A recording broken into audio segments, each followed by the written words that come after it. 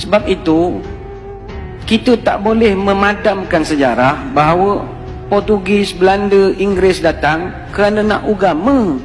Itu sejarah. Tapi kenapa mereka gagal?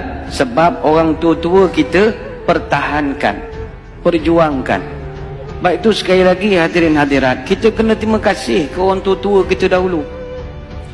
24 Ogos tahun 1511, ketika Portugis masuk ke Melaka, dia jajah Melaka selama 130 tahun. Bukan sekejap, bukannya sebulan dua, bukan 5 tahun, 130 tahun.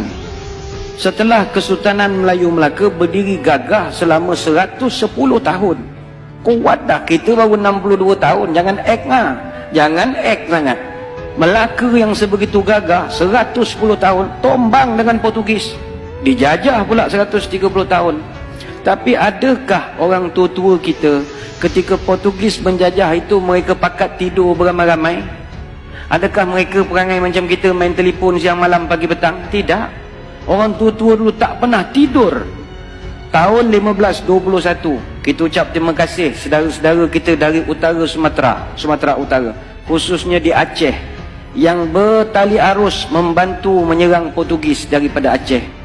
Tahun 1521 Sultan Ali Muhayyad Shah, Sultan Aceh pertama, dia serang Melaka. Serang tapi tak menang sebab Portugis ni kuat ketika itu. Datang pula Sultan Alauddin Al-Qahar, Sultan Aceh yang ketiga. Dia serang Melaka 3 kali. 1537 dia serang, kalah. 1547 dia serang guna kapal, pun kalah. Tahun 1564 dia minta bantuan dari kerajaan Turki Utsmani. Semasa itu kerajaan Turki Utsmani diperintah oleh Sultan Sulaiman yang merupakan Sultan Turki Utsmaniyah yang ke-10, minta tolong tapi gagal. Adakah Portugis terlampau kuat? Tidak juga. Portugis tak kuat. Tapi di kalangan orang Melaka ketika itu seronok kerja dengan Portugis.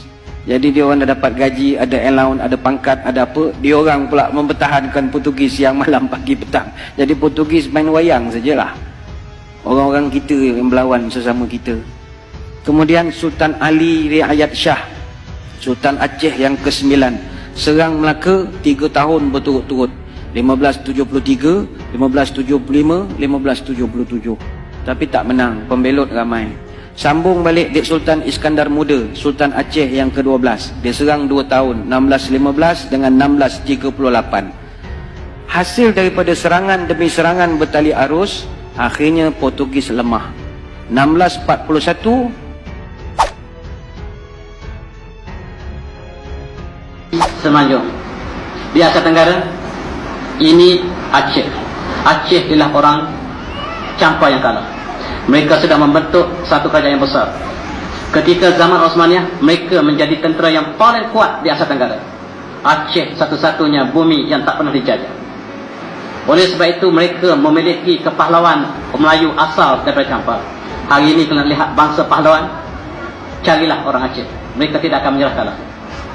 Dan perempuan mereka pun menjadi pemimpin yang hebat. Mereka tak akan menyerah kalah. Bahkan apabila di zaman era moden, mereka tak tunduk pada Jakarta, sehingga Jakarta tunduk pada mereka. Hebat perjuangan orang Melayu Campa yang asal. Oleh sebab itu kita lihat Osmaniyah memilih Aceh sebagai gubernur untuk mewakili Osmaniyah di sebelah timur. Bendera yang digunakan oleh Aceh ialah bendera Osmaniyah, yakni bulan bintang yang warna merah putih, itulah warna Osmaniyah. Melaka juga dijadikan sebagai hak yang kedua. Utama ialah Aceh. Melaka ketika Sultan Mansur Shah dilantik untuk menjadi gubernur yang kedua. Dan mereka juga bersama-sama untuk membantu Osmaniyah. Dan rupa-rupanya alam Melayu ini ialah sebahagian daripada Osmaniyah. Dan pusat sebelah timur pula ialah di Amanillah yang terletak di Filipina sekarang. Yang kemudian bumi ini telah dimurtadkan oleh Spanyol, kemudian dimurtadkan lagi oleh Amerika, sekarang telah menjadi Manila. Ya Amanillah telah betulkan menjadi Manila. Sebuah simbol kerajaan Islam yang terbesar di timur telah menjadi bandar murtad 100%. Sayang, itulah sejarah yang malang orang Melayu. Kita sentiasa mencipta sejarah yang malang. Dulu, kini dan selama-lamanya barangkali. Kita lihat ketika Osmaniyah memerintah di Istanbul, ini ialah Museum Melaka. Sebenarnya bukan ini yang Istana Melaka.